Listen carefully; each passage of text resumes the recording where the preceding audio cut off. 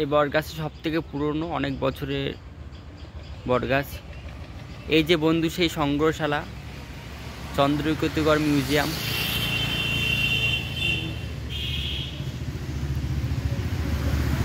এটা বড়, অনেক বড়, এটা দেখাচ্ছে এরকম।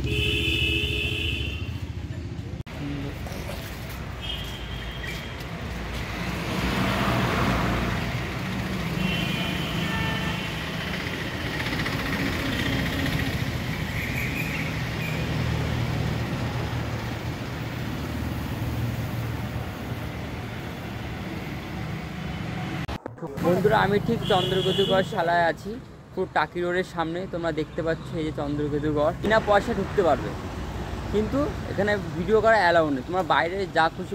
বন্ধু, আমি ঠিক এখন আছি চন্দ্রকেতুগড় মিউজিয়ামের পাশে। তোমরা দেখতে পাচ্ছ এই যে চন্দ্রকেতুগড় মিউজিয়াম। এই যে এটা আছে ঠিক টাকি রোডের সামনেই। এটা হলো পুরো বারাসাত থেকে বসিরহাটের যে লাইন টাকি রোড, সেটা ধরে তোমরা আসতে পারবে। খুব ভালো, এখানে অনেক নানা রকমের জিনিস দেখার আছে, যেগুলো বিভিন্ন রকমের ছোট ছোট হাড়ি, মানে কি বলবো, রাজার যাবতীয় যা আগেকার জিনিস ছিল সবই আছে এখানে। মানে ভেতরে কি বলবো, ভেতরে তো ফটো তুলতে দেবে না, ভিডিও করতে দেবে না, ঠিক আছে। তোমরা হলো একদিন এসেও ঘুরে যেও এই চন্দ্রকেতুগড় সংগ্রহশালায়। এটা আছে বেড়াচাপাই। এবার কথা হলো, তোমরা এই সংগ্রহশালায় আসবে কি করে, বেড়াচাপা চন্দ্রকেতুগড় মিউজিয়ামে।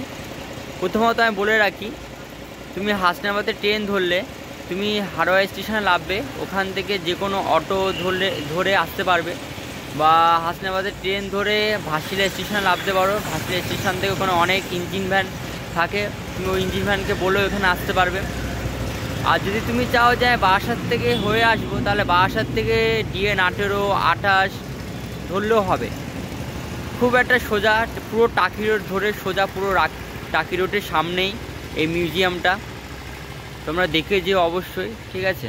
তো আজকে ভিডিওটা আমরা এখানে শেষ করলাম। আমরা তো সাইকেল নিয়ে এসেছি, আমাদের বেশিক্ষণ লাগেনি, মিনিমাম আধা ঘন্টা লেগেছে এখানে আসতে। ভেবেছিলাম যে বন্ধ থাকবে, তাও আমরা হার মানিনি, এসে দেখে গেছি। অনেক বছর পর ঢুকলাম, আমাদের বাড়ির সামনে থাকতেও আমরা ঢুকতে পারিনি। আমরা জানতামই না যে কত কি নেবে বা টিকিট ফিস আছে কি না। এখানে তো কোনো টিকিট ফিসই নেই, তুমি বিনা এতে ঢুকতে পারবে, ঠিক আছে।